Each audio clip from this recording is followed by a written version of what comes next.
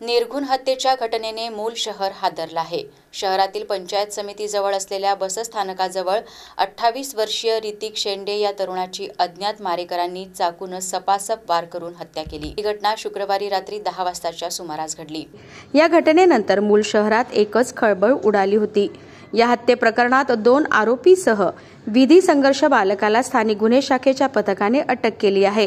राहुल पासवान, अजय गोटेफोडे असे अटकेतील आरोपीचे नाव आहे। मूल येथील पंचायत समिती जवळ असलेल्या बसस्थानकाजवळ ऋतिक शेंडे हा बाईक घेऊन उभा होता। दरम्यान मारेकऱ्यांनी ऋतिकच्या पोटावर धारदार चाकूने सपासप वार करून त्याची हत्या केली। यानंतर मारेकरी घटनास्थळावरून पसार झाले। ऋतिकला नागरिकांनी मूल उपजिल्हा रुग्णालयात दाखल केले असता डॉक्टरांनी त्याला मृत घोषित केले।